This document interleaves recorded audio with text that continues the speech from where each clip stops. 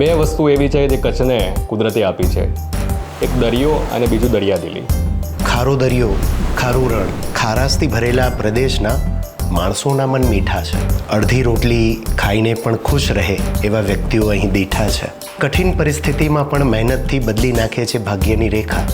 એટલે જ એક સાથે સૌ કોઈ કહે છે કે કચ્છ નહીં દેખા તો કુછ નહીં દેખા.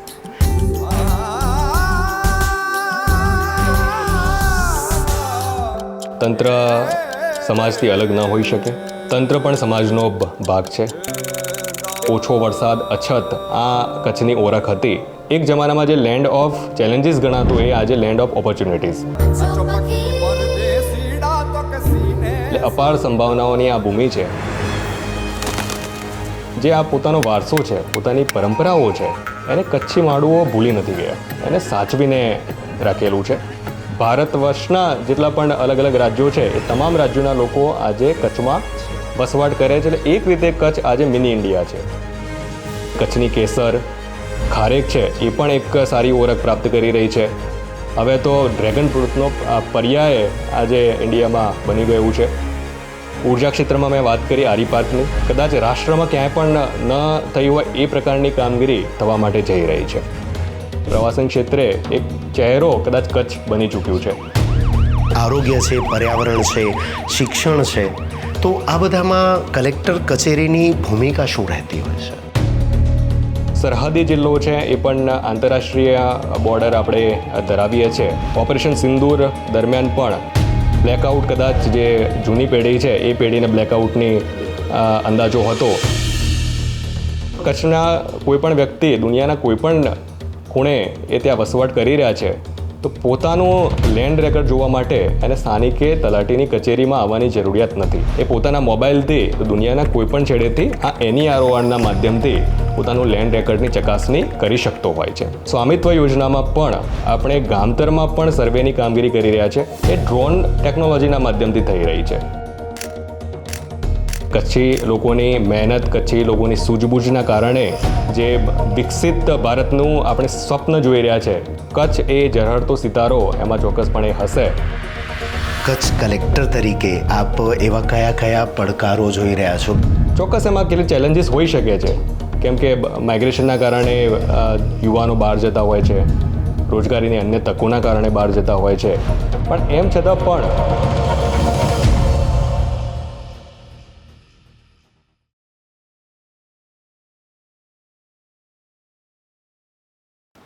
ખારો ધર્યો, રણ પણ ખારો, ને તેમે મીઠી લાગણીએ જો જતનાય, દુનિયા સજીજ દિલ મેં વસદલ, કચ્છ અસાંજો મીઠડો વતનાય. કચ્છ શબ્દ સાંભળતા જ એક સાથે ઘણું બધું યાદ આવે. ભારત દેશનો સૌથી મોટો જિલ્લો, એની સાથે સાથે કુદરતી સૌંદર્ય એની પાસે અસીમ છે. પ્રેમ જેમનો ધર્મ છે અને ખુમારી જેમના લોહીમાં વસે છે. એવા કચ્છના નાગરિકો, કચ્છવાસીઓએ અનેક કુદરતી આપદાઓનો ખૂબ હિંમતથી સામનો કર્યો છે. જંગલ, પહાડ, રણ અને દરિયો એની સુંદરતા વધારે છે. પ્રવાસનથી પશુધન સુધી, હોટેલ, હોસ્પિટાલિટીથી હસ્તકલા જેની વિશેષતા છે, એવા આપણા સુંદર કચ્છ જિલ્લાના સુચારુ સંચાલનની જવાબદારી જેમના શિરે છે, એવા કચ્છ કલેક્ટર શ્રી સાથે આપણે વાર્તાલાપ કરશું. ગુજરાત સરકારના મહેસૂલ વિભાગની વિશેષ પોડકાસ્ટ સિરીઝ રાજસ્વ સ્વરાજમાં હું કપિલ ગોસ્વામી આપ સૌનું હાર્દિક સ્વાગત કરું છું.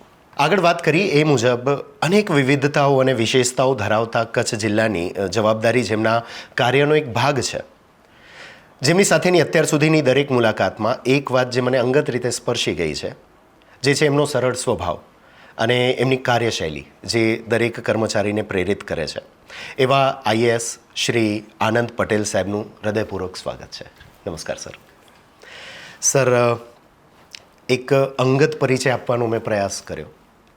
ઓફિશિયલ આપનો પરિચય અને ઓવરઓલ કામગીરી એક કલેક્ટર સાહેબની શું હોય છે એ વિશે આપના શબ્દોમાં. જનમાનસમાં આપણે સામાન્ય રીતે કલેક્ટરના પદને જાણતા જ હોઈએ છીએ. જો કલેક્ટરના પદની હું ઐતિહાસિક દૃષ્ટિકોણથી વાત કરું તો ઈસવીસન 1772માં આ પદની શરૂઆત કરવામાં આવેલી હતી. એટલે એક રીતે જોઈએ તો કદાચ હાલમાં જેટલા પણ પદ જે વહીવટી તંત્રમાં, સરકારમાં કાર્યરત છે એમાં સૌથી જૂનામાંથી જૂનું પદ એ કલેક્ટરનું એક રીતે આપણે ગણી શકીએ છીએ. એ અલગ અલગ કામગીરી પ્રમાણે એની નિયત થયેલા અલગ અલગ પદનું એક સંકલિત પદ છે. આપણે વાત કરીએ તો જે આપણું લેન્ડ રેવન્યુ છે, ખાસ કરીને જમીન મહેસૂલ સાથે સંકળાયેલી જેટલી પણ બાબતો છે, એ બાબતો એ કલેક્ટર તરીકે આપણે આ જવાબદારીના ભાગરૂપે એને જોતા હોઈએ છીએ. કલેક્ટરની જમીન મહેસૂલ ઉપરાંતની જે કામગીરી છે, એ કામગીરીમાં કાયદો અને વ્યવસ્થા પણ એક મહત્ત્વનો ભાગ કોઈપણ જિલ્લા માટેનો રહેતો હોય છે. આ જિલ્લામાં જે કાયદો અને વ્યવસ્થાની જે કામગીરી છે, એ જિલ્લા મેજિસ્ટ્રેટ તરીકેની કામગીરી અને એ પદના દૃષ્ટિકોણથી એ કામગીરી કરવાની રહેતી હોય છે. એટલે સામાન્ય રીતે આપણે જોતા હોઈએ છીએ કે જે પદ લખાતું હોય છે કલેક્ટર અને જિલ્લા મેજિસ્ટ્રેટ, એટલે કલેક્ટરનું જે પદ છે એ લેન્ડ રેવન્યુ સાથે સંકળાયેલું કાર્ય કરવામાં આવતું હોય છે, જ્યારે લો એન્ડ ઓર્ડર માટેની જે કામગીરી છે એ જિલ્લા મેજિસ્ટ્રેટ દ્વારા કરવામાં આવતી હોય છે. ચૂંટણી જેવી આપણી લોકશાહી પરંપરાઓમાં ખૂબ વિશિષ્ટ અને અતિ મહત્ત્વની કામગીરી હોય છે, ત્યારે કલેક્ટર જિલ્લા ચૂંટણી અધિકારી તરીકે એ ઓળખાતા હોય છે. અને લોકસભાની જો ચૂંટણી હોય તો આ ચૂંટણીમાં એ રિટર્નિંગ ઓફિસર તરીકેનું એમનું પદ ઓળખાતું હોય છે. અલગ અલગ જે કેન્દ્ર સરકાર અને રાજ્ય સરકારની યોજનાઓ ચાલતી હોય છે, આ યોજનાઓના અસરકારક અમલીકરણ માટેની અલગ અલગ સમિતિઓ પણ કેન્દ્ર સરકાર દ્વારા અને રાજ્ય સરકાર દ્વારા બનાવવામાં આવતી હોય છે. અને આ સમિતિઓમાં પણ એ અધ્યક્ષ તરીકે, ચેરમેન તરીકે, ઉપાધ્યક્ષ તરીકે પણ કલેક્ટર એના સભ્ય હોય છે. એટલે એક રીતે જોઈએ તો સામાન્ય રીતે જે આપણે કલેક્ટરનું પદ ઓળખતા હોઈએ છીએ એ કલેક્ટર ઉપરાંત જિલ્લા મેજિસ્ટ્રેટ ઉપરાંત જિલ્લા ચૂંટણી અધિકારી અને અલગ અલગ કમિટીના અધ્યક્ષ કે ચેરમેન કે ઉપાધ્યક્ષ કે સભ્ય તરીકે એમની કામગીરી રહેતી હોય છે. કચ્છ જેવા વિશાળ જિલ્લાના કલેક્ટર તરીકે આપ જ્યારે આપના દૈનિક કાર્યો છે એની તૈયારી, એનું આયોજન આપ કેવી રીતે કરતા હો છો? આપણે સાચી વાત કરી છે. કચ્છ ખૂબ વિશાળ જિલ્લો છે. ન માત્ર ગુજરાતનો પણ ભારતનો સૌથી વિશાળ આ જિલ્લો છે. વિસ્તારની દ્રષ્ટિએ પણ અને આપણે ગુજરાતમાં પણ જોઈએ તો જે આપણું મુખ્ય મથક છે ગાંધીનગર, ત્યાંથી અંતરની દૃષ્ટિકોણથી પણ કચ્છ સૌથી દૂરના જિલ્લા પૈકીનો એક જિલ્લો છે. કુદરતી રીતે પણ ઘણી બધી વૈવિધ્યતા ધરાવતો અને સાંસ્કૃતિક રીતે ઓફકોર્સ ખૂબ ભાતીગર રંગબેરંગી પરંપરાઓ અને રંગબેરંગી જે કલરફુલ આપણે કલ્ચર આપણે એનું જોઈએ છે, એ કદાચ મને એવું લાગે છે કે ભારતભરના અન્ય કોઈ જિલ્લામાં આટલું વાઇબ્રન્ટ અને કલરફુલ કલ્ચર નહીં હોઈ શકે. જો દૈનિક કામગીરીની આપણે કપિલભાઈ વાત કરીએ તો કલેક્ટરની જે પદ છે એ ફિલ્ડ ઓફિસર તરીકેનું ઓળખાતું હોય છે. પણ એક ફિલ્ડ ઓફિસર માટે એ નિશ્ચિત સમયમર્યાદા એ પાળવી ઘણી મુશ્કેલ હોય છે. એટલે ઘણી વખત એવું થાય કે જે દિવસ છે એ વહેલી સવારે 7-8 વાગ્યાથી પણ તમારી કામગીરી ચાલુ થઈ શકે છે અને મોડી સાંજ સુધી પણ આ કામગીરી આપની ચાલુ રહેતી હોય છે. ક્યારેક એવા વિશિષ્ટ સંજોગો પણ હોય છે કે એ વિશિષ્ટ સંજોગોમાં રાત દિવસ જોયા વગર કે કોઈપણ જાતની રજા પણ જોયા વગર આ જે કચેરી છે કલેક્ટર કચેરી એ સતત કાર્યરત રહેતી હોય છે. જેમ કે ચૂંટણીનો જ્યારે પણ કામગીરી ચાલતી હોય ત્યારે સતત આ કામગીરી આપણે કરવાની રહેતી હોય છે. એટલે રાત દિવસ કલેક્ટર કચેરી કાર્યરત રહેતી હોય છે. ડિઝાસ્ટર એટલે પૂર જેવી પરિસ્થિતિઓ જો ઉપસ્થિત થતી હોય, આપણે ખ્યાલ છે કે આપણે સૌએ કોવિડ જેવી એક ખૂબ ગંભીર પરિસ્થિતિ પણ જોયેલી છે. તો આ કોવિડ જેવી પરિસ્થિતિઓમાં પણ કોઈપણ જાતની રજા કે કોઈપણ જાતનું રાત દિવસ જોયા વગર આ કામગીરી આપણે કરતા હોઈએ છીએ. કચ્છ માટેની એક વિશેષ એ પણ બાબત છે કે આપણો એક સરહદી જિલ્લો પણ છે અને ન માત્ર લેન્ડ બોર્ડર પણ આપણે સી બોર્ડર પણ ધરાવતો આ જિલ્લો છે. એટલે અલગ અલગ જે ડિફેન્સ એજન્સીસ છે એ એજન્સીસ પણ આપણા જિલ્લામાં કાર્યરત છે. હાલમાં જ આપણે કચ્છવાસીઓએ ઓપરેશન સિંદૂરમાં પણ એક સમાજ તરીકે સરકાર અને સેનાની સાથે ખભે ખભો મિલાવી અને કામગીરી કરેલી છે. સામાન્ય રીતે જે સોમવાર અને ગુરુવાર હોય છે, સોમવાર અને ગુરુવાર એ આપણે પબ્લિક ડે તરીકે રાખતા હોઈએ છીએ, જેથી કરીને કોઈ પણ નાગરિક એમને કોઈ પ્રશ્નો હોય તો એ પ્રશ્નોની રજૂઆત કરવા માટે કલેક્ટર કચેરી અથવા તો કોઈ પણ મહેસૂલી કચેરી અને એ ઉપરાંત જિલ્લાની જે અલગ અલગ વહીવટીતંત્રની કચેરીઓ આવેલી છે ત્યાં રૂબરૂ જઈ રૂબરૂ મુલાકાત કરી શકતા હોય છે અને રૂબરૂમાં એ લોકો પોતાની રજૂઆત પણ કરી શકતા હોય છે. એની પોતાની જે જમીનના જે નાના મોટા પ્રશ્નો હોય છે એ પ્રશ્નોમાં પણ જે નાના મોટા વાદવિવાદ થતા હોય છે તો મહેસૂલી કોર્ટમાં એ ચેલેન્જ થતા હોય છે. કચ્છ જિલ્લાની જો હું વાત કરું, સોમવારે અને ગુરુવારે આપણે આ મહેસૂલી કોર્ટની કામગીરી પણ કરતા હોઈએ છીએ, કે જ્યાં અલગ અલગ જે જમીન મહેસૂલ સંહિતા છે અથવા તો જમીનને લગતી અલગ અલગ બાબતો છે એના કેસ વર્કની પણ આપણે કામગીરી કરતા હોઈએ છીએ. ત્રીજો શનિવાર જે હોય છે એ ખૂબ અગત્યનો દિવસ હોય છે, કેમ કે આ દિવસે જિલ્લાના જેટલા પણ જનપ્રતિનિધિઓ ચૂંટાયેલા છે, MP, MLA અને સાથે સાથે જિલ્લા વહીવટીતંત્રમાં જેટલી કચેરી આવેલી છે એ તમામ કચેરીના વડા આ તમામ લોકો ત્રીજા શનિવારે બેસી અને જિલ્લાના જે અગત્યના જે જાહેર પ્રશ્નો હોય છે એ જાહેર પ્રશ્નોની આપણે ચર્ચા કરતા હોઈએ છીએ અને સ્થાનિક લેવલે આ પ્રશ્નોનો ઉકેલ આવે એ પ્રકારના પ્રયત્નો થતા હોય છે. એ જ રીતે જિલ્લા સ્વાગતનું પણ એક પ્લેટફોર્મ હોય છે, જે દરેક ચોથા ગુરુવારે એનું આયોજન થતું હોય છે. જિલ્લા કક્ષાએ જિલ્લા સ્વાગત, તાલુકા કક્ષાએ તાલુકા સ્વાગત અને રાજ્ય કક્ષાએ રાજ્ય સ્વાગતનું પણ આયોજન આમાં કરવામાં આવતું હોય છે, જેમાં નાગરિકોના પોતાના જે વ્યક્તિગત પ્રશ્નો હોય છે એ પ્રશ્નો ઉપરાંત કેટલાક જાહેર પ્રશ્નો એ ત્યાં રજૂ કરી શકતા હોય છે અને એ પ્રશ્નોની આપણે ત્યાં ચર્ચા કરી અને સ્થાનિક લેવલે એનું નિરાકરણ લાવવાનો પ્રયત્ન આપણે કરતા હોઈએ છીએ. એટલે ગ્રામ્ય કક્ષાએ અથવા તો અલગ અલગ જે અગત્યના પ્રોજેક્ટ્સ સરકારના ચાલી રહ્યા છે, સરકારના અગત્યના પ્રોગ્રામ્સ ચાલી રહ્યા છે, વિકાસના કાર્યો જે ચાલી રહ્યા છે, તો એની ફિલ્ડ વિઝિટનું પણ આપણે રાખતા હોઈએ છીએ. આ બધાનું નિયમિત ફોલોઅપ થાય, એનું સુપરવિઝન થાય, એનું મોનિટરિંગ થાય, એ કરવું પણ એટલું જ જરૂરી હોય છે. આમ છતાં પણ એક ફિલ્ડ ઓફિસર તરીકે સમય મર્યાદા બાંધી અને એ પ્રમાણેનું વર્ક ન કરતાં જરૂરિયાત જ્યારે હોય, અર્જન્સી બેઝ જ્યારે પણ કોઈ પણ કામ આવતું હોય તો કોઈપણ જાતનો સમય વગેરે જોયા વગર આ કામગીરી કરવામાં આવતી હોય છે. આ પ્રમાણેની જિલ્લા મેજિસ્ટ્રેટ તરીકેની પણ અને જિલ્લા ચૂંટણી અધિકારી તરીકેની પણ કામગીરી રહેતી હોય છે. કામો એટલા બધા આવતા હોય કે જે દરેક કામને ન્યાય આપવા માટેનો એક પ્રયાસ હોય કે એને આપણે એક ફ્રેમમાં બાંધીએ. પણ જેમ કે અમુક છે વાર તહેવાર હોય અથવા સડન કંઈ આવ્યું, જેમ કે ઓપરેશન સિંદૂર હતું, મને યાદ છે કે ડિઝાસ્ટર માટેની જ્યારે વાત હોય તો ત્યારે આ બધા ફ્રેમથી હટી અને વિશેષ કામગીરી થતી હોય છે. એવી જ વિશેષ કામગીરી જેમ કે હમણાં ઋતુઓ, જે ઋતુ છે એ તહેવારોની છે, અલગ અલગ તહેવારો જે ચાલી રહ્યા છે, તો એને ધ્યાનમાં રાખીને વહીવટીતંત્ર શું કામગીરી કરતું હોય છે? કેમ કે એ મને એમ લાગે છે કે પ્લાનિંગ જે છે એ તહેવારોની સિઝનને ધ્યાનમાં રાખીને પણ જુદું કરવાનું થતું હોય, એના માટે કંઈક વિશેષ તકેદારીઓ રાખવાની થતી હોય છે, તો એમાં શું કામગીરી તંત્રની રહેતી હોય છે? તંત્ર પણ સમાજનો ભાગ છે. તંત્ર સમાજથી અલગ ન હોઈ શકે અને એટલા માટે જ જે સમાજના તહેવારો છે, સમાજની જે પરંપરાઓ છે, એ પરંપરાઓ સાથે તંત્ર પણ સંમેલિત થતું હોય છે. આપણે જાણીએ છીએ કે આપણો બાતીગર સંસ્કૃતિ ધરાવતો દેશ છે અને ઉત્સવપ્રિય આપણે સૌ નાગરિકો છીએ.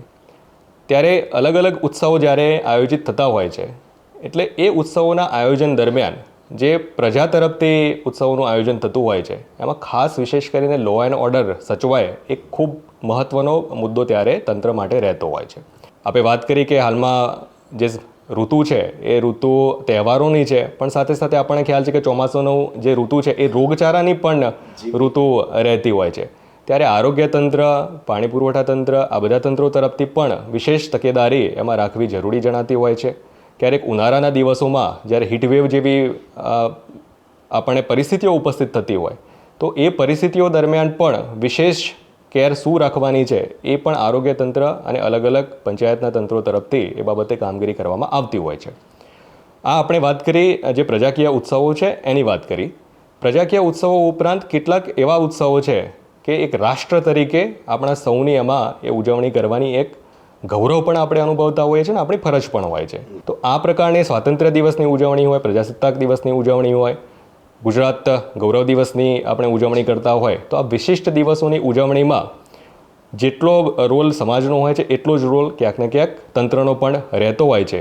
જિલ્લા કક્ષાના, તાલુકા કક્ષાના કે ગ્રામ્ય કક્ષાએ યોજાતા વિભિન્ન કાર્યક્રમોમાં ફ્રન્ટ રોલ લીડર તરીકે તંત્ર કામગીરી એમાં કરતું હોય છે.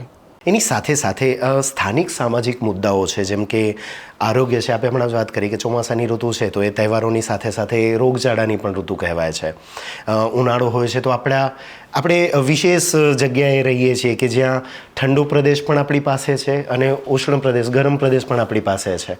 તો એમાં તંત્રની કામગીરી જેમ કે આરોગ્ય છે, પર્યાવરણ છે, શિક્ષણ છે, તો આ બધામાં કલેક્ટર કચેરીની ભૂમિકા શું રહેતી હોય છે? જે કલ્યાણ રાજ્યની વિભાવના છે અને એ કલ્યાણ રાજ્યની વિભાવના અંતર્ગત અલગ અલગ સામાજિક ઉત્થાનના પ્રોગ્રામ પણ ચાલતા હોય છે. આપણા જે યોજનાઓ ચાલતી હોય છે કે જેના લાભાર્થીઓ છેવાડાના માનવી સુધી એ પહોંચી શકે એ પ્રકારની પણ કામગીરી ચાલતી હોય છે. અને સમાજ સાથે રહી શિક્ષણ હોય, આરોગ્ય હોય, કુપોષણ હોય, આવા સામાજિક મુદ્દાઓ, દીકરીના શિક્ષણના ખાસ કરીને જે બાબતો છે, ડ્રોપઆઉટ જેવી બાબતો છે, તો આ તમામ મુદ્દાઓ પરત્વે વહીવટી કામગીરી ઉપરાંત એક સામાજિક જવાબદારી પણ સરકારી તંત્ર તરીકે આપણે નિભાવતા હોઈએ છીએ. આપણે જોઈએ છીએ કે જે ડ્રોપઆઉટનો મુદ્દો અને ખાસ કરીને કન્યા શિક્ષણનો મુદ્દો છે, તો શાળા પ્રવેશોત્સવથી આપણે સૌ અવગત છીએ.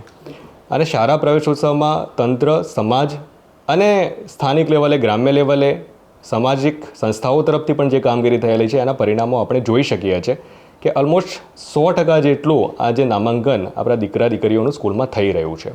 બેટી બચાવો, બેટી પઢાઓ જેવા જે સામાજિક મુદ્દાઓ છે એ મુદ્દાઓમાં પણ સામાજિક સંસ્થાઓની સાથે આપણે ખભે ખભો મિલાવી અને કામગીરી કરતા હોઈએ છીએ. આરોગ્યલક્ષી બાબતોમાં પણ જે કુપોષણની બાબત હોય, આપણે આપણા જે બાળકો છે અને ખાસ કરીને દીકરીઓ છે એ દીકરીઓ સશક્ત બને એ માટેના પણ અલગ અલગ પ્રોગ્રામ સરકાર તરફથી ચલાવવામાં આવતા હોય છે. આના લાભ છેવાડાના માનવી સુધી અને ગરીબમાંથી ગરીબ પરિવાર સુધી પહોંચે એ સુનિશ્ચિત કરવાની પણ જવાબદારી તંત્રના શિરે હોય છે. પુરવઠા તંત્રની પણ ખૂબ મોટી કામગીરી આપણે જોઈએ છે કે છેવાડાના માનવી સુધી અને જેને જરૂરિયાત છે એવા જરૂરિયાત અનેક લોકો સુધી આપણે રાશન વગેરે સરકારના માર્ગદર્શન હેઠળ આપણે આપતા હોઈએ છીએ. પર્યાવરણીય મુદ્દાઓ પણ ધીરે ધીરે ખૂબ જાગૃતિ સમાજમાં આવી રહી છે અને અનેક સામાજિક સંસ્થાઓ સરકારની સાથે રહી અને પર્યાવરણીય મુદ્દાઓ એટલે કે જળસંચયની બાબત હોય, વૃક્ષારોપણની બાબત હોય, તો આ પ્રકારની કામગીરી પણ જિલ્લા વહીવટીતંત્ર, કલેક્ટર કચેરી અને સામાજિક સંસ્થાઓ સાથે મળીને કરતી હોય છે. અને એટલા માટે જ અલગ અલગ કમિટીઓની નિર્માણ કરવામાં આવેલું હોય છે કે જેમાં રેગ્યુલરલી એનું ફોલોઅપ અને એનું મોનિટરિંગ અને સુપરવિઝન કરવામાં આવતું હોય છે. તો કચ્છની જે વાતાવરણ છે, જે ભૌગોલિકની પરિસ્થિતિ છે, ધ્યાનમાં છે કે કોવિડ વખતે બહારથી પણ લોકો અહીં આવતા હતા કેમ કે અહીંયાનું વાતાવરણ સ્વચ્છ હતું, પર્યાવરણ બહુ સારું હતું, એન્વાયરમેન્ટ સારું મળતું હતું. તો ખાસ વિશેષ શું એવું કરવામાં આવી રહ્યું છે કચ્છના પર્યાવરણને ધ્યાનમાં રાખીને? હરિયાળી માટે શું કરાઈ રહ્યું છે? અને રણ પ્રદેશ તરીકે પહેલાં એની ઓળખ હતી પણ હવે ધીમે ધીમે ગ્રીનરી વધી રહી છે, તો એમાં તંત્ર એવા કયા પ્રયાસો કરી રહ્યા છે પર્યાવરણ માટે ખાસ? જો માત્ર સરકારી દૃષ્ટિકોણથી હું વાત કરું તો પર્યાવરણીય દૃષ્ટિકોણથી કદાચ ખૂબ સારી કામગીરી કચ્છ જિલ્લામાં હાલમાં થઈ રહી છે. આપણે જ્યારે પર્યાવરણની વાત કરતા હોઈએ, પોલ્યુશનની જ્યારે વાત કરતા હોઈએ, ત્યારે એવા ઉર્જાના સ્ત્રોતો કે જે પોલ્યુશન નથી ફેલાવતા એ પ્રકારના સ્વચ્છ ઉર્જાના સ્ત્રોતો એટલે કે આપણી વિન્ડ પાવર છે, સોલાર પાવર છે, આ બાબતે સૌથી સર્વશ્રેષ્ઠ અને ઉત્તમ કામગીરી એ કચ્છ જિલ્લામાં હાલમાં થઈ રહી છે. આપણે જાણીએ છીએ કે આરી પાર્કનું નિર્માણ ખાવડા ખાતે થઈ રહ્યું છે. એ ઉપરાંત પણ વિન્ડ અને સોલારમાં ખૂબ સારી કામગીરી અન્ય જિલ્લાઓ અથવા અન્ય રાજ્યોની સાપેક્ષે કચ્છ જિલ્લામાં હાલમાં થઈ રહી છે. જળસંચય ક્ષેત્રે પણ જે ઉત્તમ કામગીરી સામાજિક સંસ્થાઓના સહયોગથી આ જિલ્લામાં થઈ રહી છે એ પણ આપણે નોંધવી ઘટે. એક જમાનામાં આપણે સૌ જાણીએ છીએ કચ્છની ઓળખ એટલે ઓછો વરસાદ, અછત, આ કચ્છની ઓળખ હતી. પણ કુદરત પણ આપણા ઉપર છેલ્લા કેટલાક વર્ષોથી ખૂબ મહેરબાન છે. ખૂબ સારો વરસાદ આપણે સૌ પ્રાપ્ત કરી રહ્યા છે. ત્યારે કચ્છની સામાજિક સંસ્થાઓ, વિભિન્ન સામાજિક સમુદાયો, નાગરિકો અને સરકાર આ બધા જ એકત્રિત થઈ અને જળસંચયના ક્ષેત્રે પણ ખૂબ સારી કામગીરી કરી રહી છે અને આ જે પરિણામો છે ચોક્કસપણે આપણે આવનારા દિવસમાં એને જોઈ શકીશું. અગાઉ આપણે જોતા કે વહીવટીતંત્રની રીતે ખાસ કરીને જે વન વિભાગ હતો એ વન વિભાગ પોતાની રીતે વૃક્ષારોપણ વગેરેની કામગીરી કરતા હતા. વૃક્ષારોપણ પણ મેક્સિમમ થાય એ માટેના પ્રયત્નો અલગ અલગ લેવલે તાલુકા લેવલે પણ અને ગ્રામ્ય લેવલે પણ ગ્રામ પંચાયતના લેવલે પણ ખૂબ સારા પ્રમાણમાં થઈ રહ્યા છે. અને હું ખૂબ આશાવાદી છું કે આ જળસંચયના કામો, જે બિનપરંપરાગત ઉર્જા સ્ત્રોત છે એ અંગે થતી કામગીરી અને સાથે સાથે વૃક્ષારોપણની કામગીરી આવનારા વર્ષોમાં આપણને એક હરિયાળું કચ્છ ચોક્કસપણે આપશે. આગળના પ્રશ્નની શરૂઆત આપે કરી કે આમ તો મહેસૂલી તંત્ર એ મૂળ આપણું કામ છે, તો મહેસૂલી તંત્ર ઘણા જ જૂના વખતથી ચાલ્યું આવે છે એવું તંત્ર છે. તો હાલમાં એ મહેસૂલી તંત્રમાં કયા પ્રકારના હકારાત્મક પગલાં લેવામાં આવેલા છે? હાલમાં આપણે મહેસૂલી તંત્રની વાત કરીએ તો બ્રિટિશ એરા બાદ જે સ્વતંત્રતા સંગ્રામ અને એ પછી આપણને જે સ્વતંત્રતા મળી છે, ત્યારે જે નાગરિકોના ઉત્થાનલક્ષી જે શ્રેષ્ઠ કામો થયા એમાંથી એક કામ લેન્ડ રિફોર્મ્સ પણ થયેલું છે.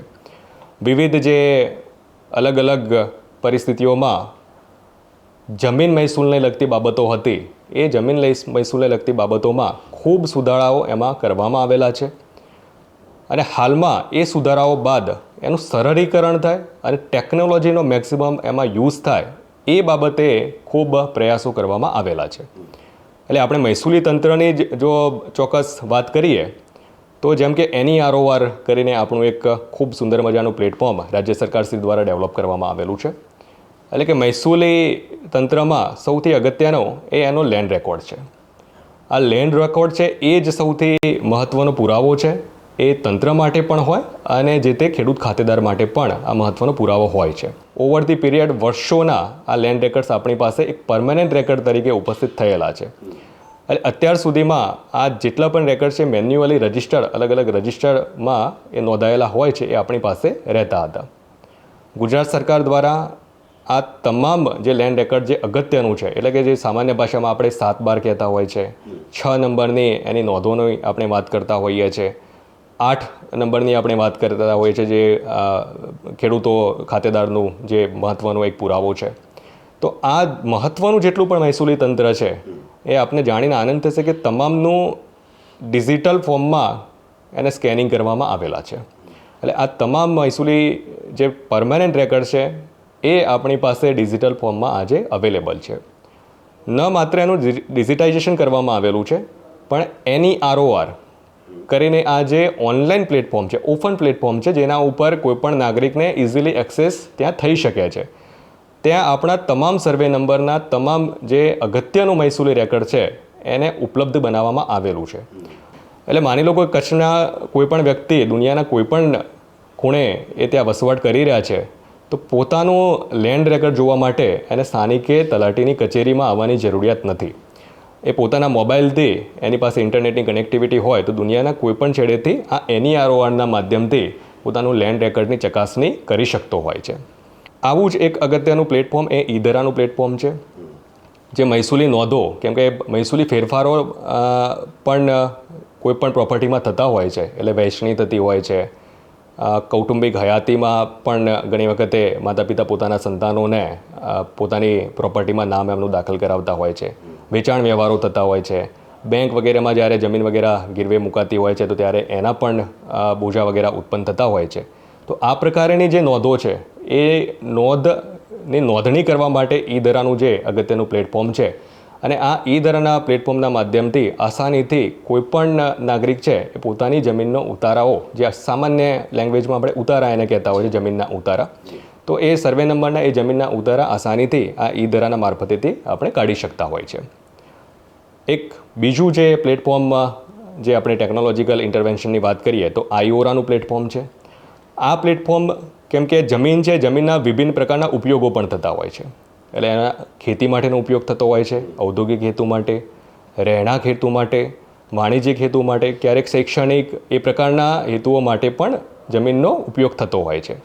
ત્યારે આ ઉપયોગ માટે જે અરજદાર છે, અરજદારે ઓનલાઈન IORAના પ્લેટફોર્મના માધ્યમથી એ ઘરે બેઠા એપ્લિકેશન પોતાની કરી શકતો હોય છે, અને એ એપ્લિકેશનના આધારે ઓનલાઈન જ આ એપ્લિકેશનનો નિકાલ અને નિર્ણય કરવામાં આવતો હોય છે. જુદા જુદા જે પ્લેટફોર્મ છે એ પ્લેટફોર્મના કારણે ઓવરઓલ જે મહેસૂલી કામગીરી છે એ ખૂબ સરળીકરણ એમાં આવ્યું છે. આમ છતાં રાજ્ય સરકારશ્રી દ્વારા અનેક એવા નિર્ણયો સતત લેવામાં આવી રહ્યા છે, કેમ કે જેમ જેમ કોઈ પણ કામગીરી આપણે કરતા હોઈએ છીએ ત્યારે એ કામગીરીમાં ઉપસ્થિત થતા પ્રશ્નો પણ ધીરે ધીરે આપણને ધ્યાન ઉપર આવતા હોય છે.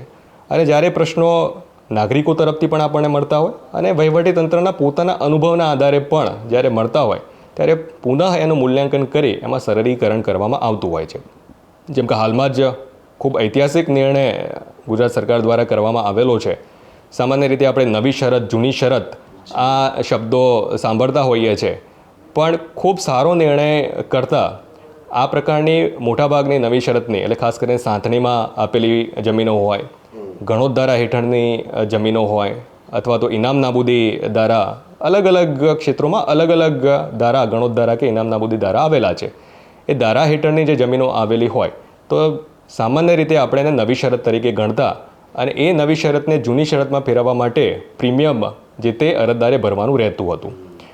પણ રાજ્ય સરકારશ્રી ખૂબ ઐતિહાસિક નિર્ણય એપ્રિલ 2025માં લેવામાં આવેલો છે અને એ સંદર્ભે આ પ્રકારની જમીનમાં પ્રીમિયમની સંપૂર્ણપણે નાબૂદી એમાં કરવામાં આવી છે અને એના કારણે મોટાભાગની જમીનો આ પ્રકારની છે એ આસાનીથી હવે જૂની શરત તરીકે જ ગણવાની રહે છે. ખેડૂત ખાતેદાર બાબતે પણ એમાં નાની મોટી રજૂઆતો અલગ અલગ અરજદારો તરફથી મળતું હતું, કેમ કે જે લેન્ડ રેકર્ડ છે ઘણું જૂનું છે. કચ્છ જેવા જિલ્લા માટે આપણે જો વાત કરીએ તો અગાઉ ખૂબ વિશાળ જિલ્લો છે, માઇગ્રેશન ખૂબ મોટા પ્રમાણમાં આ જિલ્લામાંથી બહાર થયેલું છે. ત્યારે જે તે અરજદાર માટે પણ જે તે ખેડૂત ખાતેદાર માટે પણ પોતાના ડોક્યુમેન્ટની જાળવણી કરવી ખૂબ મુશ્કેલ હતી. એવી પરિસ્થિતિઓ કે જેવી પૂરની પરિસ્થિતિ કોઈક જિલ્લાઓમાં હોય, આપણા જિલ્લાઓમાં પણ આપણે ભૂકંપ જેવી જે ખૂબ વિનાશક પરિસ્થિતિઓ જોયેલી છે, એ દરમિયાન પણ આ પ્રકારના કેટલાક રેકર્ડ સ્વાભાવિકપણે છે અરજદારો પાસે પણ ન રહ્યા હોય. તો એમાં પણ ઘણું બધું સરળીકરણ કરવામાં આવેલું છે. એટલે પહેલાં 1950, 51, 55 કે 60 સુધી આપણે આ ખેડૂત ખાતેદારના મુદ્દાઓ જોતા હતા, ત્યારે હાલમાં હવે બિનખેતીની પ્રક્રિયા જો કોઈ અરજદાર કરતા હોય તો આપણે 25 વર્ષથી વિશેષનું ખેડૂત ખાતેદારનું આપણે જોવાનું નથી રહેતું. એ પ્રકારેનો પણ ખૂબ ઐતિહાસિક નિર્ણય રાજ્ય સરકાર દ્વારા કરવામાં આવેલો છે. એક IRCMS નામનું પણ પ્લેટફોર્મ આવેલું છે કે મેં જે વાત કરી, મહેસૂલી કાયદાઓ હેઠળના પણ નાના મોટા વાદ વિવાદો ચાલતા હોય છે અને એ વાદ વિવાદો મહેસૂલી કોર્ટમાં ચાલતા હોય છે. એટલે આ મહેસૂલી કોર્ટ માટેનું પણ IRCMS નામક એક ઓનલાઈન પ્લેટફોર્મમાં તૈયાર કરવામાં આવેલું છે, જેથી કરીને આ બધા જે ડોક્યુમેન્ટ છે, જમીનના જે ડોક્યુમેન્ટ છે, એ અન્ય તંત્રના ડોક્યુમેન્ટ કરતાં થોડા વિશેષ અને અલગ એટલા માટે છે કે કોઈપણ ડેવલપમેન્ટની એક્ટિવિટી હોય, કોઈ પણ આર્થિક પ્રવૃત્તિ હોય તો ક્યાંક ને ક્યાંક એ જમીન સાથે સંકળાયેલી હોય છે. આપણે ઔદ્યોગિક વિકાસ કરવો હોય, આપણે વાણિજ્યિક વિકાસ કરવો હોય, આપણે કોઈ પણ જાહેર વિકાસના કામો કરવા હોય તો એ ચોક્કસપણે જમીન ઉપર થવાના છે અને એટલા માટે જમીનનું જે રેકર્ડ છે મોટાભાગનું એ કાયમી રેકર્ડ હોય છે. એટલે આવા ઓનલાઈન પ્લેટફોર્મ બનવાના કારણે, એનું ડિજિટાઇઝેશન થવાના કારણે આ તમામ રેકર્ડ સરળતાથી ઉપલબ્ધ થશે અને સાથે સાથે ભૂકંપ, પૂર જેવી કોઈ પણ વિપરીત પરિસ્થિતિઓ પણ ઉપસ્થિત થાય તો પણ આપણા પાસે આ ડિજિટલ ફોર્મમાં રહેલું રેકર્ડ અવેલેબલ રહેશે. એટલે આ પ્રકારના સુધારાત્મક જે કામો છે અને જે આદેશો છે, જે નિર્ણયો છે એ રાજ્ય સરકાર દ્વારા કરવામાં આવેલા છે. હજુ પણ નાના મોટા કોઈ સરળીકરણના રજૂઆતો હોય તો ચોક્કસપણે એમાં રાજ્ય સરકાર દ્વારા હંમેશા હકારાત્મક વલણ દાખવી અને કેવી રીતના વધુમાં વધુ લોકોને સરળતાથી કોઈ પણ બેનિફિટ મળી શકે એ પ્રકારના પ્રયત્નો થતા હોય છે. એક બે વાત જે થોડી વિસ્તારપૂર્વક જાણવી છે કે એક તો જે પ્રીમિયમ માફીવાળો જે છે એ બહુ ઐતિહાસિક નિર્ણય છે અને નાગરિકોને એ કેવી રીતે ફાયદાકારક છે, શું લાભ અપાવી શકશે? જે પ્રીમિયમ માફીનો નિર્ણય છે એટલે સ્વાભાવિક રીતે નવી શરતની જમીન કોઈપણ વ્યક્તિએ પહેલાં એને અન્ય પર્પઝ માટે, ખેતી સિવાયના હેતુ માટે ઉપયોગ કરવો હોય તો એને પહેલાં પ્રીમિયમ એનું ભરવું પડતું હતું. એટલે ખાસ કરીને જે મોટા ગામો હોય, સિટી વિસ્તારની નજીકના ગામો હોય, આ ગામોમાં પણ ખૂબ સારી એવી રકમ એમને રાજ્ય સરકારમાં પે કરવી પડતી હતી. દૂરના ગામોમાં પણ ઘણી વખતે અરજદારોએ સારી એવી રકમ પ્રીમિયમ તરીકે ભરવી પડતી હતી.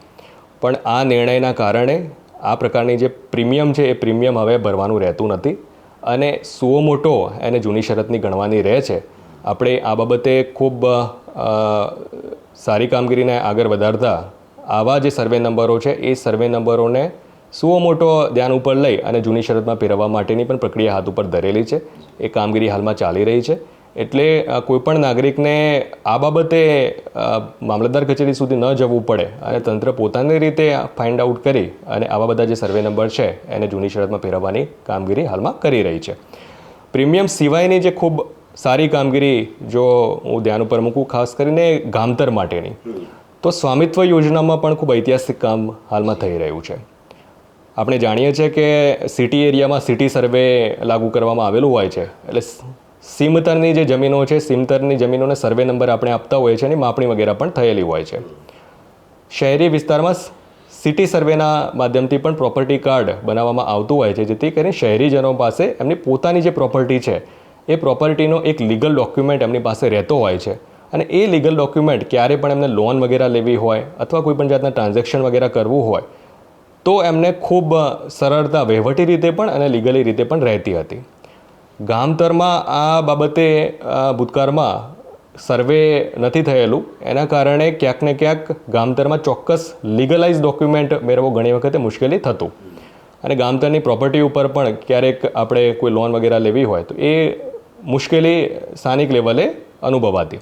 ત્યારે સ્વામિત્વ યોજનામાં પણ આપણે ગામતરમાં પણ સર્વેની કામગીરી કરી રહ્યા છે અને આમાં નોંધનીય બાબત એ છે કે આ જે સર્વેની કામગીરી છે એ ડ્રોન ટેકનોલોજીના માધ્યમથી થઈ રહી છે. કેમ કે આપણે જાણીએ છીએ કચ્છ પોતે એક વિશાળ જિલ્લો છે, એમ રાજ્યમાં પણ ખૂબ મોટી સંખ્યામાં ગામો આવેલા છે, ગ્રામ પંચાયતો અસ્તિત્વ ધરાવે છે અને આટલા મોટી સંખ્યામાં આવેલા ગામોની ઝડપથી કામગીરી કરવા માટે ડ્રોન જેવી ટેકનોલોજીનો આજે ઉપયોગ થઈ રહ્યો છે. એ પણ ખૂબ આપણે કહીએ કે સરળીકરણની આ પ્રક્રિયામાં કદાચ ટેકનોલોજીનો સૌથી વધારે ઉપયોગ કરવામાં ગુજરાત પણ એક અગ્રેસર રાજ્ય આજે છે.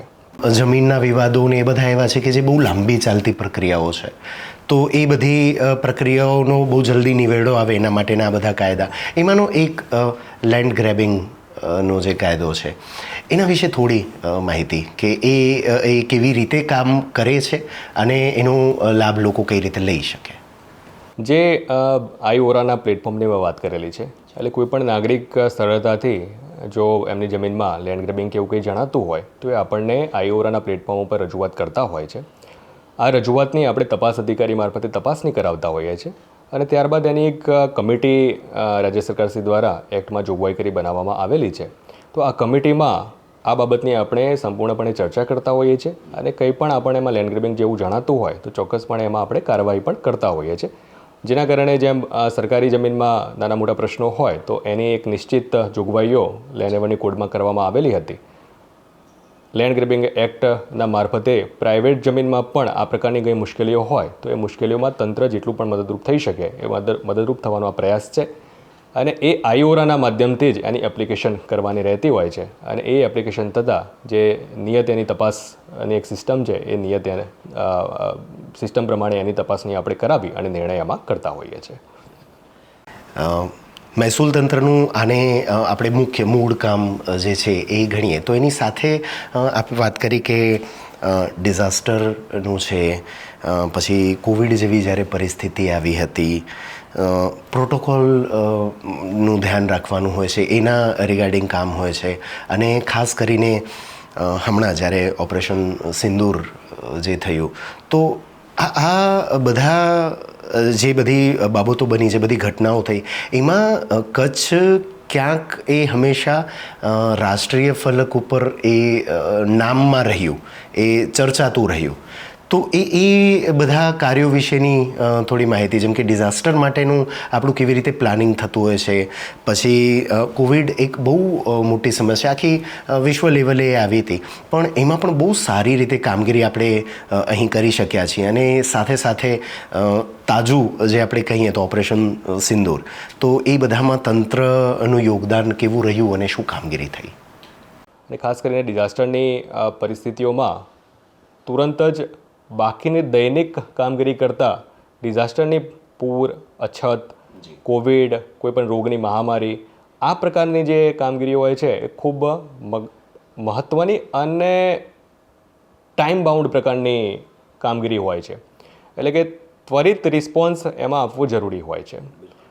સરહદી જિલ્લો છે એ પણ આંતરરાષ્ટ્રીય બોર્ડર આપણે ધરાવીએ છીએ, ત્યારે ડિઝાસ્ટર રિલેટેડ કામગીરીમાં આપણે જોઈએ તો કચ્છ જિલ્લાએ અછતની પરિસ્થિતિઓ પણ જોયેલી છે ભૂતકાળમાં, પૂરની પરિસ્થિતિઓ પણ અનુભવ કરેલો છે, વાવાઝોડાની પરિસ્થિતિઓ પણ ખૂબ ગંભીર પ્રકારની વાવાઝોડાની પરિસ્થિતિઓ પણ કચ્છ જિલ્લાએ એમનો સામનો કરેલો છે. ઓપરેશન સિંદૂરની પણ આપે વાત કરી છે. આ ઓપરેશન સિંદૂર જેવી પણ પરિસ્થિતિ એવી હોય છે કે એક કાયમી આવતી પરિસ્થિતિઓ નથી હોતી. આપણને ખ્યાલ પણ નથી હોતો, આપણે અંદાજો પણ નથી હોતો કે ક્યારે આ પ્રકારની મુશ્કેલીઓ સામે આવતી હોય છે. ડિઝાસ્ટરમાં અગાઉની વાત કરીએ તો કચ્છ જિલ્લામાં અછતની પરિસ્થિતિ વિશેષ રહેતી હતી, પરંતુ વરસાદની પરિસ્થિતિઓ ખૂબ સુધરી છે આ જિલ્લામાં અને ખૂબ સારો વરસાદ આપણે પ્રાપ્ત કરી શકીએ છીએ. જળસંચયની જે કામગીરી છે એ સરકાર અને સમાજ બંને તરફથી મોટા પાયે કરવામાં આવી રહેલી છે અને સાથે સાથે નર્મદા મૈયાના આશીર્વાદ પણ આપણને કચ્છ જિલ્લાને મળ્યા છે. એટલે આ બધી બાબતોના કારણે કદાચ અછત જેવી પરિસ્થિતિઓ આપણે જે અગાઉ આપણા વડવાઓ પાસેથી સાંભળતા એ પ્રકારની પરિસ્થિતિઓ હાલે અછતની આપણા જિલ્લામાં નથી રહી. પૂરની પરિસ્થિતિઓ હવે ક્યાંક ને ક્યાંક આપણે અનુભવતા હોઈએ છીએ, કેમ કે આપણી છેલ્લા કેટલાક વર્ષોનો જો વરસાદનો ડેટા આપણે જોઈએ તો ઘણો સારો વરસાદ કચ્છ જિલ્લામાં આપણે પડી રહ્યો છે. આપણી જમીન પણ ઝડપથી પાણી અંદર ન ઉતરે એ પ્રકારની જમીન આવેલી છે. એટલે આ એક નવી ચેલેન્જીસનો પણ અનુભવ આપણે કરીએ છીએ.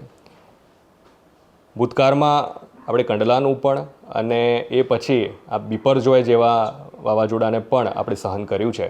પણ ટેકનોલોજીના કારણે આપણે કદાચ બિપરજોય એટલું શ્રેષ્ઠ રીતે હેન્ડલ કરી શક્યા છે કે કોઈ પણ જાનહાનિ કે એવી કોઈ મેજર માલહાનિ પણ ન થઈ અને તમામ લોકો સુરક્ષિત થયા એ સુનિશ્ચિત આપણે સૌ આ જિલ્લામાં કરી શક્યા છીએ.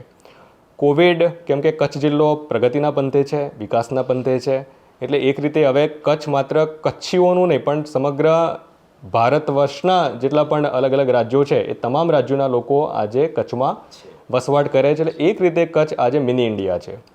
ત્યારે માઇગ્રેશન પણ ખૂબ મોટા પ્રમાણમાં થવાની સંભાવનાઓ જે આંતરિક માઇગ્રેશન થતું હોય એ પણ અને બાહ્ય માઇગ્રેશન થતું હોય એ બંને કચ્છ જિલ્લામાં ખૂબ મોટા પ્રમાણમાં આપણે જોઈએ છે.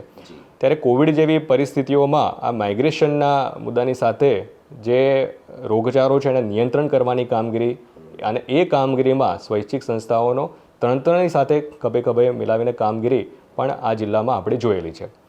ઓપરેશન સિંદૂર દરમિયાન પણ બ્લેકઆઉટ કદાચ વર્ષો પછી કચ્છી લોકોએ એની અનુભૂતિ કરી છે. કદાચ જે જૂની પેઢી છે એ પેઢીને બ્લેકઆઉટની અંદાજો હતો, પણ અચાનક આવી ગયેલી પરિસ્થિતિમાં પણ કંઈ પણ એવા આપણને મોકડ્રીલ પણ કરવાની હોય અને એવા કંઈ પણ અગત્યના મેસેજીસ આપણને ડિફેન્સ તરફથી મળતા હોય તો બ્લેકઆઉટ કરવું અને એમાં જે નાગરિક ધર્મ નિભાવવાની જે બાબત છે એમાં પણ સર્વશ્રેષ્ઠ રીતે કચ્છી લોકો આગળ રહ્યા છે. જ્યારે કચ્છ ઉપર કોઈપણ પ્રકારની વિપરીત પરિસ્થિતિઓ આવતી હોય છે ત્યારે વિશ્વભરમાં બેઠેલા કચ્છી માડુઓ એ તરત જ કચ્છમાં પોતાની રીતે શું સહાય રૂપે બની શકે આ જે ભાવના છે એ કદાચ મને લાગે છે પોતિકાપણાની જે ભાવના છે એ કદાચ અન્ય કોઈ જગ્યાએ આટલા પ્રમાણમાં આપણે જોતા નથી. તો આ જે કાર્યો છે એની સાથેના અમુક કાર્યો જેમ કે કોઈ બહુ મોટા આયોજનો થતા હોય એનું કોઓર્ડિનેશન હોય, ફિલ્ડ વિઝિટ જે આપે કહી, તો એ કાર્યોની થોડી વિસ્તૃત માહિતી. ફિલ્ડ વિઝિટ ખૂબ અગત્યનું પરિબળ છે. એટલે આપણે જ્યારે ફિલ્ડમાં જઈએ, સ્થાનિક પરિસ્થિતિઓને પોતાની નજરે આપણે જોતા હોઈએ ત્યારે આપણને એનો અંદાજો વિશેષ રૂપે આવતો હોય છે. અનેક રજૂઆતો આપણને મળતી હોય છે. એ રજૂઆતો સંદર્ભે પણ એની સત્ય હકીકત સ્થાનિકે શું હોઈ શકે અને સાથે સાથે ખાસ કરીને ડેવલપમેન્ટના અલગ અલગ કામો આપણા જે ચાલી રહ્યા છે એ કામોની પ્રગતિનો રિવ્યૂ પણ લેવો જરૂરી હોય છે. ત્યારે મિટિંગમાં આપણે ચોક્કસપણે એનો રિવ્યૂ કરતા હોઈએ છીએ, પણ જ્યારે સ્થાનિક આપણે જઈએ ત્યારે વિશેષ રૂપે કંઈ એમાં નાની મોટી અડચણો આવતી હોય અથવા અન્ય કોઈ એવી સ્થાનિક કક્ષાની રજૂઆત પ્રમાણે પણ નાના મોટા એમાં ફેરફારોની કોઈ ગુંજાઈશ રહેતી હોય તો એ માટે ફિલ્ડ વિઝિટ એન્શ્યોર કરવામાં આવતી હોય છે. આપણી અનેક યોજનાઓ પણ સરકાર તરફથી ચલાવવામાં આવતી હોય છે. આ યોજનાઓનો લાભ પણ છેવાડાના માનવી સુધી પહોંચે એ પણ સુનિશ્ચિત કરવું જરૂરી હોય છે અને એટલા માટે આપણે કાર્યક્રમોનું પણ આયોજન કરતા હોઈએ છીએ. સ્થાનિક કક્ષાએ પણ એવા કાર્યક્રમો આપણે યોજતા હોઈએ છીએ જેના કારણે એક સાથે સામુદાયિક રીતે ત્યાંના સ્થાનિક નાગરિકોને આ યોજનાઓનો લાભ આપણે આપી શકીએ. જેમ કે સેવા સેતુનો કાર્યક્રમ ચાલતો હોય છે કે એવા દાખલાઓ કે જેના માટે તાલુકા કક્ષાએ લોકોએ આવવું પડતું હોય છે. તો આવા કાર્યક્રમો થકી આપણે ત્યાં જ એમના ડોરસ્ટેપ ઉપર જ અથવા તો ગ્રામ્ય કક્ષાએ અથવા તો ક્લસ્ટર બેઝ ગામો આપણે બનાવી અને ત્યાં નાગરિકોને મળવાપાત્ર લાભો આપતા હોઈએ છીએ. કેટલીક વિશિષ્ટ કામગીરી પણ સમય સારણી પ્રમાણે આવતી હોય છે. ત્યારે તિરંગા યાત્રા જેવા પણ પ્રોગ્રામો થતા હોય છે કે આપણા રાષ્ટ્ર પ્રત્યેનો આપણો પ્રેમ અને આપણી જે ગૌરવ આપણી સ્વતંત્રતા માટેનું અને આપણા સ્વાતંત્ર્યવીરો પ્રત્યેનું પ્રદર્શિત કરવા માટે કરતા હોઈએ. તો આવા કાર્યક્રમોનું પણ અવારનવાર આયોજન થતું હોય છે. મેં અગાઉ વાત કરી એમ તંત્ર સમાજનો ભાગ છે, ત્યારે સામાજિક સંસ્થાઓ તરફથી પણ વિશિષ્ટ કામગીરી કરવામાં આવતી હોય છે અને એમના તરફથી પણ કાર્યક્રમોનું આયોજન કરવામાં આવતું હોય છે. ત્યારે સ્વાભાવિક રીતે છે કે સમાજ સાથેનું એક સંકલન તંત્રનું ખૂબ બહેતર બની રહે, ત્યારે આ પ્રકારના કાર્યક્રમોમાં પણ આપણે જતા હોઈએ છીએ અને એમની સાથે રહી અને એ કામગીરીમાં સહભાગિતા આપણે કરતા હોઈએ છીએ. સરહદી જિલ્લો હોવાની સાથે સાથે બહુ પ્રાઉડલી એવું કહી શકાય કે ભારત દેશના યશસ્વી વડાપ્રધાન સાહેબે એવું કહ્યું છે કે કચ્છ મારો પોતાનો જિલ્લો છે, મને ગમતી જગ્યા છે. તો એમની વિશેષ હાજરી અહીંયા હોય છે. અવારનવાર એમની મુલાકાત અહીંયા થતી હોય છે. ઓપરેશન સિંદૂર બાદ એ ખાસ એમણે અહીં મુલાકાત લીધી. હોમ મિનિસ્ટર સાહેબની વિઝિટ હોય છે. ગુજરાત રાજ્યના મંત્રીશ્રી આપણી વચ્ચે આવતા હોય છે. રણોત્સવ છે જેણે વૈશ્વિક ઓળખ અપાવી છે. પછી આરી પાર્કની જે આપણે વાત કરી તો એ પણ એક બહુ મોટું સોલાર પ્લાન્ટ ત્યાં બની રહ્યું છે. સ્મૃતિવન છે કે જે વૈશ્વિક લેવલે ઓળખ પામી ચૂક્યું છે. તો આ બધી વાતમાં એક જે ખાસ ધ્યાન આકર્ષે એવું આરી પાર્ક. સૂકા રણમાં આમ તો કંઈ ઉગાડી શકાય નહીં, તો ત્યાં કને આરી પાર્કની સ્થાપના કરીને ગ્રીન એનર્જી ઉગાવી રહ્યા છીએ એવું એક આપણે એને કહીએ. તો એ આરી પાર્ક વિશેની થોડી વાત. એક જમાનામાં જે લેન્ડ ઓફ ચેલેન્જીસ ગણાતું એ આજે લેન્ડ ઓફ ઓપોર્ચ્યુનિટીઝ, એટલે અપાર સંભાવનાઓની આ ભૂમિ છે અને એના કારણે જ યુનિક પ્રકારના પણ કામો આ જિલ્લામાં આપણે થઈ રહ્યા છે. જે આપણે આરી પાર્કની વાત કરી તો આપણે એક રાષ્ટ્ર તરીકે, એક નાગરિક તરીકે પ્રાઉડ થઈ શકે એ પ્રકારેની આપણી એનર્જીની સુરક્ષા સુનિશ્ચિત કરવાની કામગીરી ખૂબ મોટા પ્રમાણમાં ત્યાં ચાલી રહી છે અને આવનારા દિવસોમાં આપણે એનું પરિણામો પણ પર્યાવરણીય રીતે સુરક્ષિત એનર્જીના સોર્સિસ ઉપર આપણે કામ કરી રહ્યા છે. કેમ કે વિન્ડ એનર્જી છે, સોલાર એનર્જી છે, આમાં કોઈ પ્રદૂષણના પ્રશ્નો નથી હોતા. આપણી પાસે ખૂબ વિશાળ જમીન આપણે વાત કરી કે એવી જમીન કે જેમાં આપણે કૃષિના દૃષ્ટિકોણથી જોઈએ તો કોઈ કામગીરી આપણે કરી શકીએ એવું નથી, પરંતુ એક કૃષિ માટેની જે જમીન છે એમાં તો આપણે સારી કામગીરી કરી રહ્યા છીએ, પણ જ્યાં કશું જ નથી ઉગતું ત્યાં હવે આપણે એનર્જી ઉગાડવા માટે જઈ રહ્યા છે. અને કચ્છ ન માત્ર કચ્છ પૂરતું પરંતુ એક રીતે સંપૂર્ણ રાષ્ટ્રનું એનર્જી હબ બનવા માટે જઈ રહ્યું છે.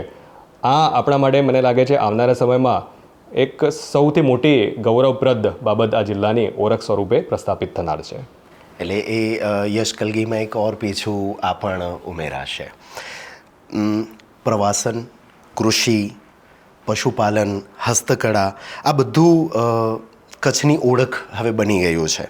અને માનનીય વડાપ્રધાન શ્રીનું જે વિઝન છે 2047માં વિકસિત ભારતનું, તો આ જે કચ્છની વિવિધતા છે એને ધ્યાનમાં રાખીને આપ કચ્છના ભવિષ્ય અંગે આપના વિચારો જણાવો.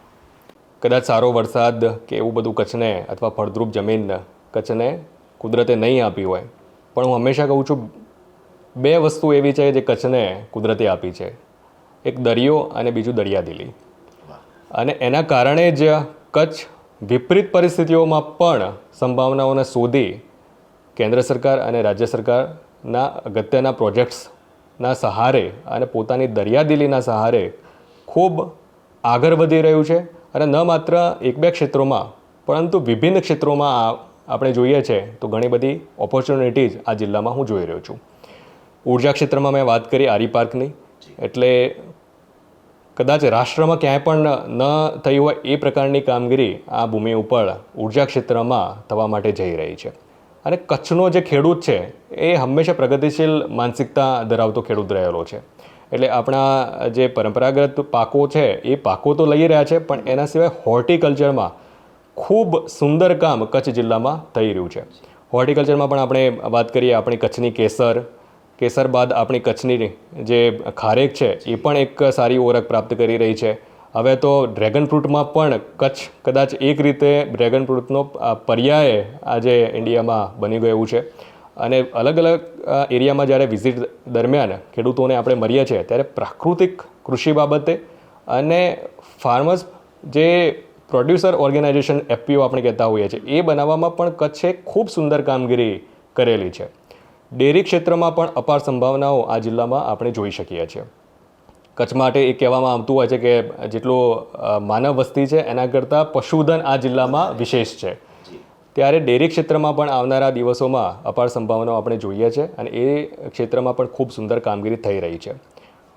દરિયો આપણી ઓળખ છે, દરિયો આપણી તાકાત છે અને એટલે જ પોર્ટ અને લોજિસ્ટિક ક્ષેત્રમાં પણ કચ્છની સંભાવનાઓ કદાચ અન્ય જિલ્લાઓ જ નહીં પણ કેટલાક રાજ્યો કરતાં પણ વિશેષ સંભાવનાઓ આ જિલ્લામાં રહેલી છે. કંડલા અને મુન્દ્રા જેવા બે મોટા પોર્ટ આ જિલ્લામાં આવેલું હોય એવું કદાચ રાષ્ટ્રમાં બીજા કોઈ જિલ્લા પાસે આટલી સારી સ્ટ્રેન્થ અને ઓપોર્ચ્યુનિટી આપણે જોતા નથી.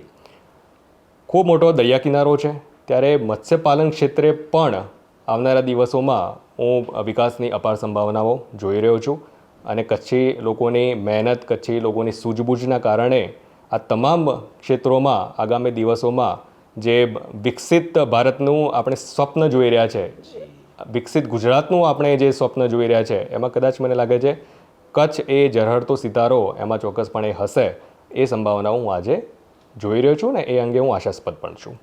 આ બધી જે વિશેષતાઓ છે એની સાથે સાથે કચ્છની જે સંસ્કૃતિ છે, કચ્છનું કલ્ચર, કચ્છનું લોકગીત, એની હસ્તકલાઓ, એ બધા વિશે આપ જેટલા સમયથી આપ આ પદે બિરાજમાન છો તો એના વિશેનું આપનું ઓબ્ઝર્વેશન શું છે અને એમાંની આપની કોઈ ગમતી બાબત હસ્તકલામાં કે એના લોકગીતમાં, લોકસંગીતમાં? અને કચ્છવાસીઓ વિશે તો આપે એ કહ્યું કે દરિયાની સાથે દરિયાદિલી પણ એમની છે, તો આ જે એમનું અંગત છે, આ જે લોકકલા છે, લોકગીત છે, લોકસંગીત છે, એના વિશે આપના વિચારો. જે ઉક્તિ છે એ કદાચ મને લાગે છે એમને નથી, કચ્છ નહીં દેખા તો કુછ નહીં દેખા. આટલી રંગબેરંગી ભાતીગર સંસ્કૃતિ જેમ બાર ગાવે બોલી બદલાય એમ અન્ય ક્ષેત્ર માટેની આ કહેવત છે એમ કદાચ બાર ગાવે સંસ્કૃતિ બદલાય, એના રંગો બદલાય, એ કદાચ કચ્છ માટે આપણે કહી શકીએ એવું છે. એક જ પ્રકારનું ભરત ગૂંથણ આપણે કદાચ બીજા જિલ્લાઓમાં જોતા આવીશું પણ કચ્છમાં અનેક પ્રકારના કદાચ દરેક કોમ્યુનિટીના પોતાના અલગ સ્ટાઇલના ભરત ગૂંથણ આપણે આ જિલ્લામાં જોઈ શકીએ છીએ. અને સૌથી આનંદની બાબત એ છે કે જે આ પોતાનો વારસો છે, પોતાની પરંપરાઓ છે, એને કચ્છી માડુઓ ભૂલી નથી ગયા, એને સાચવીને રાખેલું છે.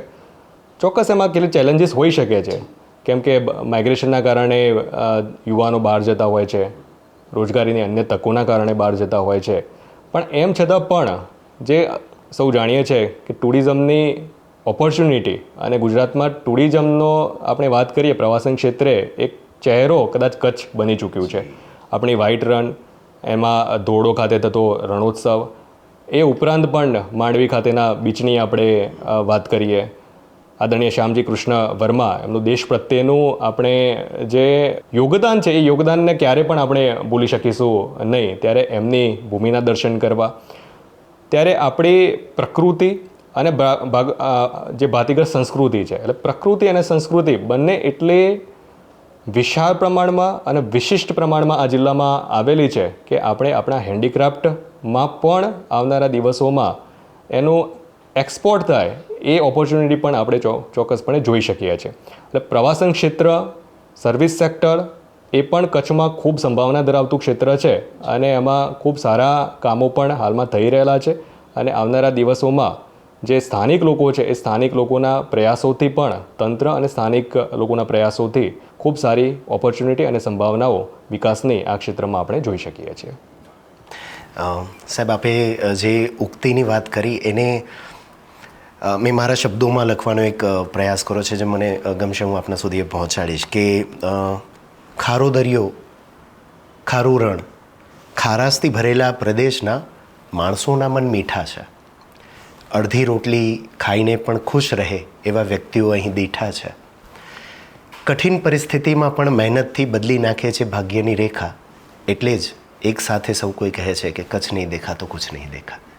આ એક ઓળખ આપવાનો પ્રયાસ છે. અને કચ્છના લોકો સાથે જ્યારે વાત કરતા હોઈએ કે એમને કોઈ સેજે કંઈક પૂછે કે ભાઈ આ ક્યાં છે કે આ કેવું છે, તો એટલું વિસ્તારપૂર્વક સમજાવે. કેમ કે આપણને ખ્યાલ છે દેશના બીજા મોટા શહેરોમાં પ્રેક્ટિકાલિટી વધારે છે, એ લોકો પોતાના કામથી કામ રાખતા હોય છે.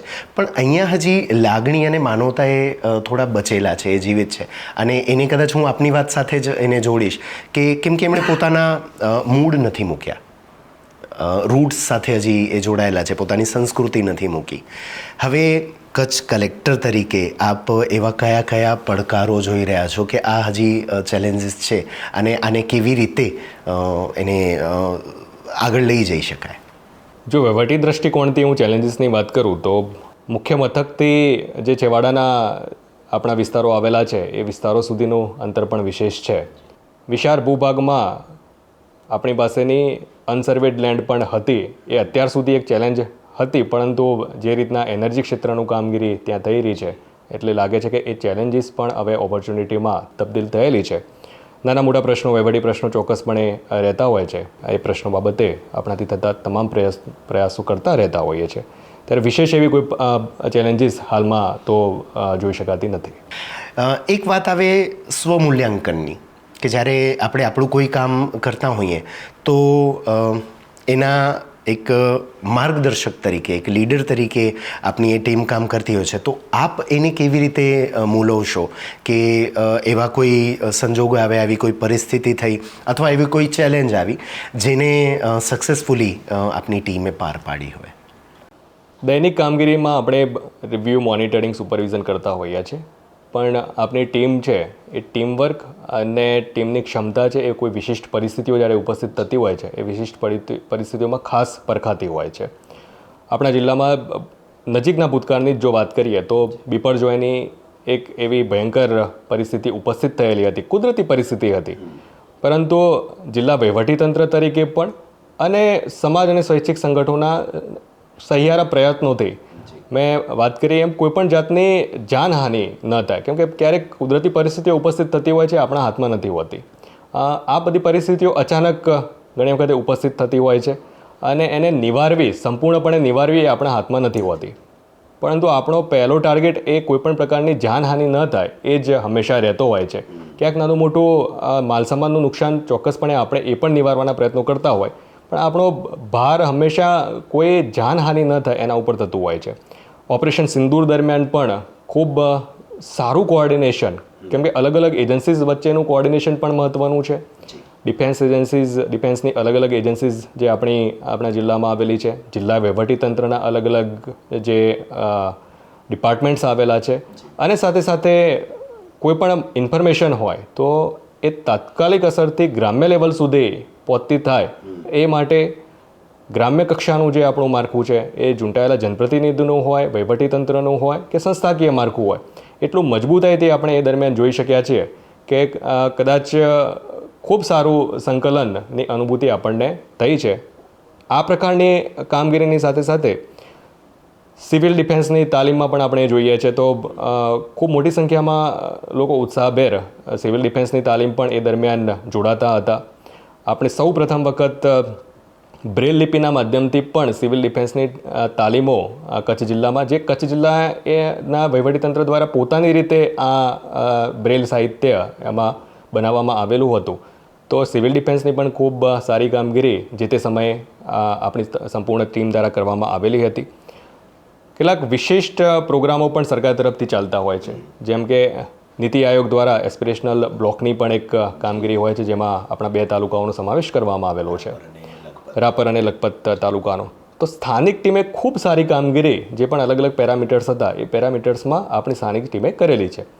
ચેલેન્જીસ હંમેશા રહેતી હોય છે, પ્રશ્નો પણ હંમેશા રહેતા હોય છે, પણ એ પ્રશ્નો અને ચેલેન્જીસની સામે ટીમ તરફથીના પ્રયાસો જે થતા હોય છે એ પ્રયાસો સૌથી મહત્ત્વના હોય છે. પરિણામ બની શકે કદાચ 100% આપણને ન મળે, પણ પ્રયાસો 100% હશે તો ચોક્કસપણે પરિણામ પણ આપણને સારું મળતું હોય છે. એટલે આ કેટલાક ઉદાહરણો છે કે ધીમે ધીમે પણ ઉત્તમ અને સર્વશ્રેષ્ઠ કામગીરી આ ટીમ વર્ક વગર શક્ય નથી બનતી હોતી. અને ટીમ વર્ક એટલે માત્ર જિલ્લા વહીવટીતંત્ર જ નહીં, તંત્ર અને નાગરિકો આ બંનેને એકબીજાના સમન્વયથી થતી કામગીરી હોય છે ત્યારે સુંદર કામગીરીના આ પરિણામો આપણે કેટલાક નજીકના જ ભૂતકાળમાં જોયેલા છે. આવનારા સમયમાં પણ આ જ પ્રકારની ટીમ વર્કથી આપણે સૌ હરીમરીને કામગીરી કરીશું અને ઉજ્જવળ કચ્છનું ઉજ્જવળ ભવિષ્ય સુનિશ્ચિત થઈ શકે એ માટેના તમામ પ્રયત્નો જિલ્લા વહીવટીતંત્ર તરીકે પણ સૌને સાથે રાખી અને અમારી ટીમ એ કામગીરી કરવા માટે સુનિશ્ચિત કરશે. એક વિશાળ જિલ્લાના કલેક્ટર શ્રી સાહેબ તરીકે આપણે બધા ઓળખે છે. IAS આનંદ પટેલ સાહેબ તરીકે અમે ઓળખીએ છીએ, જોયા છે, કામ કરતા જોયા છે. એક અંગત આ પ્રશ્ન છે કે એક સામાન્ય વ્યક્તિ તરીકે આનંદ પટેલ સાહેબને કેવું જીવન પસંદ છે? દરેક ગુજરાતી નું જે જીવન છે એક સરળ જીવન જ હોય છે. ગુજરાતી લોકોની એક આપણે કહી શકીએ વિશિષ્ટતા એ છે કે એ કેટલો પણ આગળ જીવનમાં વધે પણ એના ગુજરાતીપણું એ ક્યારે પણ ભૂલતા નથી હોતા. એટલે બધાની સાથે હળીમળીને રહેવું એ કદાચ એક રીતે જે દૂધમાં સાકર ભેરવવાની જે આખી વાત આપણે સૌએ નાનપણમાં વાંચેલી છે એ કદાચ ગુજરાતીપણું દરેકમાં હોય છે. એ જ અનુભૂતિ સાથે હું પણ અને મારા પરિવાર સાથે હું જીવતો હોઉં છું. ખાસ કરીને વાંચન વગેરેનો મને વિશેષ શોખ છે. એટલે દરરોજ થોડું પણ વાંચન થાય કેમ કે સોશિયલ મીડિયાનો જમાનો છે. સોશિયલ મીડિયાના જમાનામાં ચોક્કસપણે સોશિયલ મીડિયા ઉપર સારી નરસી બધી બાબતો આવતી હોય છે. એટલે સોશિયલ મીડિયા ઉપર જ બધો સમય ન જાય પણ સારા વાંચન પાછળ પણ કેટલોક સમય ફાળવવાનો પ્રયત્ન કરતા હોઈએ છીએ. ઐતિહાસિક મહત્ત્વના સ્થળો, આર્કિયોલોજીકલી મહત્ત્વના સ્થળો જોવાની પણ મને મહેચ્છા રહેતી હોય છે અને કદાચ કચ્છથી વિશેષ આમાં ઓપોર્ચ્યુનિટી બીજી કોઈ જગ્યાએ ન હોઈ શકે. હડપ્પા કાલથી આપણી પાસેના ખૂબ ઉત્તમ સ્થળો અહીંયા આવેલા છે. પ્રાકૃતિક દૃષ્ટિકોણથી પણ કચ્છમાં ખૂબ સુંદર સ્થળો આવેલા છે. ત્યારે આ બધા સ્થળોની પણ મુલાકાત થાય અને ત્યાં પણ નાના મોટા કામ સારા થઈ શકે એ માટેના પણ પ્રયાસો થાય એ પ્રકારની વ્યક્તિગત રીતે પણ પ્રયાસ અમે કરતા હોઈએ છીએ. છેલ્લે આ વાતને જ્યારે મારે અંત તરફ લઈ જવી છે ત્યારે એક પ્રશ્ન એ થાય કે મેં મીટિંગ્સમાં આપણે સાંભળ્યા છે તો નામ પ્રમાણેના ગુણ મેં ત્યાં જોયા છે કે બહુ આનંદથી બહુ લાઇટ વાતાવરણ રાખી આપ આપની વાત પણ મૂકો છો. એમાં એક ડેપ્થ પણ હોય છે અને કામની જો સરાહના કરવી છે તો એને પણ યોગ્ય રીતે આપને મેં કરતા સાંભળ્યા છે અને કદાચ કોઈ સૂચના આપવી છે કે આમાં આ સુધારો વધારો થઈ શકે એ વાતને પણ બહુ હળવી રીતે વ્યક્ત કરતા જોયા છે. હવે છેલ્લે ફક્ત મારે એટલું આપને પૂછવાનું છે કે આટલી બધી જવાબદારીઓની સાથે પરિવાર એને આપ કેવી રીતે બેલેન્સ કરો છો?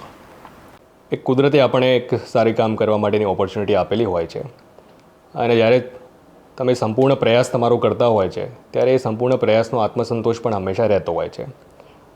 રિઝલ્ટ એનું સારું ન પણ મળી શકે પણ જો પ્રયાસોમાં ખામી ન હોય તો એ સારા પ્રયાસોનો આત્મસંતોષ આપણને ઓલવેઝ શાંતિ આપતો હોય છે અને તમારો આત્મસંતોષ અને તમારી ઇનર પીસ હંમેશા તમારા વર્કપ્લેસ ઉપર પણ અને સાથે સાથે તમારા પારિવારિક જીવન ઉપર પણ એની અસર કરતું હોય છે. અને મેં વાત કરી એમાં આપણું એક સ્વાભાવિક ગુજરાતીપણું બધાની સાથે હરીમરી અને કામ કરવાનું રહેતું હોય છે. એ પ્રત્યેક ગુજરાતીનો એક જન્મજાત લોહીમાં વણાયેલી બાબત છે. એમ પ્રત્યેક ભારતીયની આપણે વાત કરીએ તો આપણે ભારતીયો અન્ય લોકોની સાથે ભરી જઈ અને એમના ઉત્સવો એમના સંસ્કૃતિનો પણ એન્જોય કરનારી લોકો, ઉત્સવપ્રિય લોકો આપણે છીએ. ત્યારે આ સામાજિક જીવનમાં એવી કોઈ મુશ્કેલીઓ ચોક્કસપણે આપણે નથી જોતા હોતા પણ આપણાથી થતા તમામ પ્રયત્નો જેટલા પણ આપણે કરતા રહીશું તો ક્યાંક ને ક્યાંક એના સારા પ્રયત્નના સારા પરિણામો આપણને મળતા હોય છે. આખા વાર્તાલાપ દરમિયાન આપ બહુ પોઝિટિવ રહ્યા. પોઝિટિવ ઇન ધ સેન્સ કે જે પણ ઓપોર્ચ્યુનિટીની વાત હતી, ચેલેન્જીસની વાત હતી એને બહુ પોઝિટિવલી એક્સેપ્ટ કરી અને જ્યારે આપે કહ્યું કે કચ્છમાં ઘણું બધું રહેલું છે અને એ હજી ઘણું આગળ જઈ શકે એમ છે. એના માટેની બે પંક્તિ કહી અને પછી આપણે વાતને વિધિવત સમાપ્ત કરીએ. એવું કહેવાય છે કે રાહ જહાં તક જાએગી રાહગીર વહાં તક જાએગા, આપ સમંદર સે પૂછ રહે હો કે પાણી કહાં તક જાએગા. એક ખૂબ જ હકારાત્મક વાર્તાલાપ આપણી સાથે રહ્યો. કચ્છને એક કલેક્ટરની નજરથી આજે અમે જોયું અને આ જે સિરીઝ છે રાજસ્વ સ્વરાજ, એના એક સરસ મજાના એપિસોડમાં આપની સાથે મુલાકાત થઈ. એ બદલ આપનો ખૂબ ખૂબ આભાર.